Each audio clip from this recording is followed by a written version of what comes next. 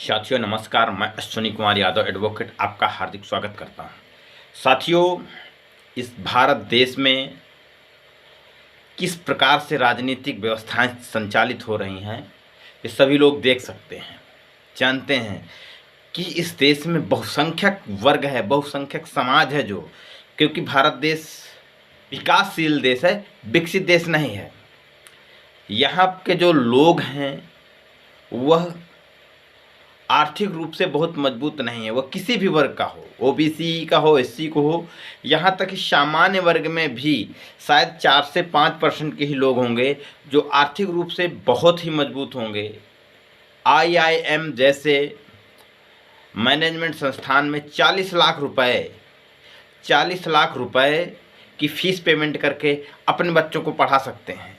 क्या जिस देश में शिक्षा इतनी महंगी होगी, जिस देश में शिक्षा का इतना व्यापार होगा, व्यवसायीकरण होगा, क्या वह देश विश्वगुरु बन सकता है? यह हमारे देश के अभिभावकों को सोचने की बात है, या उनको इस विषय में अध्ययन करना चाहिए कि यदि शिक्षा महंगी होगी तो समाज में इस देश के लोग शिक्षा कितनी आसानी से प्राप्त कर सकते हैं, किस वर्ग के लोगों तक शिक्षा पहुंच सकती है। आखिर क्यों सभी लोग इस देश में देखते हैं वर्तमान समय में अच्छी शिक्षा के लिए जो है निजी विद्यालयों में प्रवेश लिया जाता है, और निजी विद्यालयों की ऐसी व्यवस्था चल रही है इस देश में कि नाम लिखा जाता है, नाम लिखने की मोटी फीस है, किसी भी विद्यालय की कोई मानक नहीं है। इस देश में विद्यालयों की फीस का कोई मानक नहीं है। हर एक सामान का मानक है, लेकिन विद्यालय की फीस का मानक नहीं है। दूसरी बात, क्योंकि मैं जो उद्देश्य है वीडियो बनाने का साथियों, ये उद्देश्य यह है कि इस देश में विद्यालय खुले हैं और वह विद्यालय जो शिक्षा देने का काम करते हैं, वह लोग अपने विद्यालय में पुस्तक भंडार खोल रखे हैं, और इतना ही नहीं, वह वस्त्र भंडार भी खोल रखे हैं।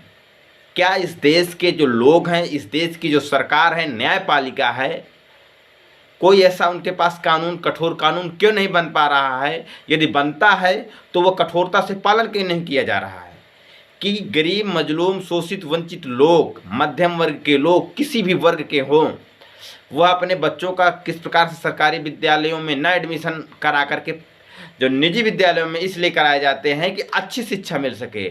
इस देश की सरकार जो है, सरकार सरकारी होती है, लेकिन सरकार अपने ही संस्थानों को खराब कर चुकी है, कमज़ोर कर चुकी है, सरकारी संस्थानों को तवज्जो नहीं देती है, जिससे लोग सरकारी विद्यालयों में, शैक्षणिक संस्थानों में प्रवेश नहीं लेना चाहते, निजी विद्यालयों में एडमिशन लेते हैं। और वहाँ की ऐसी व्यवस्था चल रही है इस देश के अंदर कि उसी विद्यालय में एडमिशन लीजिए, उसी विद्यालय से पुस्तक खरीदिए, उसी विद्यालय से वस्त्र खरीदिए। क्या यह विद्यालय वाले पुस्तक भंडार और वस्त्र भंडार खोल रखे हैं? आखिर इनमें क्यों नहीं लगाम लगाई जा रही है?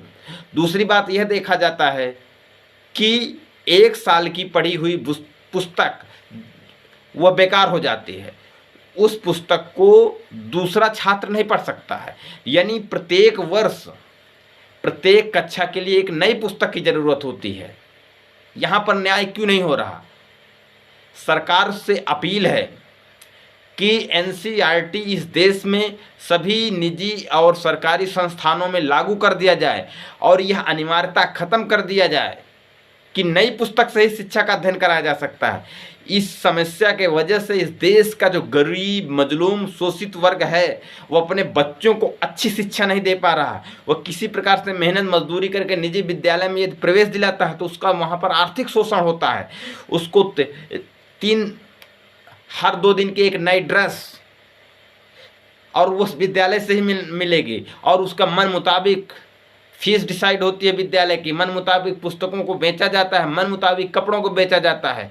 तो मैं इस देश में सरकार से अपील करता हूं, उसके साथ साथ मैं अपने देश के नागरिकों से अपील करता हूं कि मेरे प्यारे देशवासियों, यदि हम लोग मंदिर के लिए लड़ सकते हैं, मस्जिद के लिए लड़ सकते हैं, धर्म के लिए लड़ सकते हैं, लेकिन इस देश में सस्ती शिक्षा के लिए क्यों नहीं लड़ाई लड़ते हैं? मेरी एक अपील है, मैं खास करके अपनी फतेहपुर वासियों से अपील करता हूं कि इस जो व्यवसायीकरण शिक्षा का चल रहा है, इसकी एक मुहिम चलाई जाए। सरकार को, भारत सरकार को, उत्तर प्रदेश सरकार को, महामहिम राष्ट्रपति को, माननीय सुप्रीम कोर्ट के मुख्य न्यायाधीश को लेटर लिखा जाए, ज्ञापन लिखा जाए, इसका एक बहुत बड़ा आंदोलन तैयार किया जाए जिससे ये शिक्षा का निजीकरण, व्यवसायीकरण रोका जा सके। और मैं ये चाह रहा हूँ कि जो लोग इस बात से सहमत हैं कि शिक्षा का निजीकरण और व्यवसायीकरण पर प्रतिबंधित किया जाए, इसके कुछ नियम कायदे बनाए जाएं, विद्यालयों की फीस का पैमाना निश्चित किया जाए, कितना भी टॉप क्लास का विद्यालय हो उसकी फ़ीस डिसाइड की जाए, एक निश्चित पैमाना हो, और उनको पुस्तकों का विक्रय विद्यालय में न किया जाए। कपड़ा, जो ड्रेस होती है, उसको व्यवसायीकरण रोका जाए, जो विद्यालय अपने मन मुताबिक बेच रहे हैं। और जो पुस्तकों का प्रत्येक वर्ष नई पुस्तक खरीदने की व्यवस्था है, इसको प्रतिबंधित किया जाए। इसको लेकर के मैं फतेहपुर में अपने साथियों से अपील करता हूँ और फतेहपुर जनपद के माध्यम से इस देश में मैं चाहता हूँ कि एक जन आंदोलन हो। यह मेरा वीडियो बनाने का मकसद है कि अधिक से अधिक लोगों तक ये वीडियो शेयर किया जाए मेरे साथियों, क्योंकि हम लोग शिक्षा, अच्छी शिक्षा और सस्ती शिक्षा हो तो इस देश को विश्व गुरु बनने से कोई नहीं रोक सकता है। लेकिन महंगी शिक्षा हो, व्यवसायीकरण की शिक्षा हो, जो सबको नहीं प्राप्त हो सकती है, तो इससे निश्चित तौर पर इस देश में एक विशेष वर्ग शिक्षित रहेगा। शिक्षा का जो स्तर है विभिन्न तरह से सामाजिक स्तर में बटा रहेगा। और फिर उसके बाद यह बात होती है कि आरक्षण नहीं होना चाहिए। यदि समान शिक्षा कर दिया जाए तो मैं जहाँ तक समझता हूँ कि जो आरक्षण है शिक्षा में, बहुत सारी चीज़ें हैं, इनको बहुत आसानी से ख़त्म किया जा सकता है। तो मेरी अपील है, जो लोग मेरे इस विचार से सहमत हैं वह कमेंट करें। फतेहपुर जनपदवासी अपने साथ सहयोग देने के लिए अपनी बात को कमेंट बॉक्स में करें और किस प्रकार से इस आंदोलन को सफल बनाया जाए, इसमें अपनी राय जरूर रखें। जय भारत, जय संविधान, जय विज्ञान।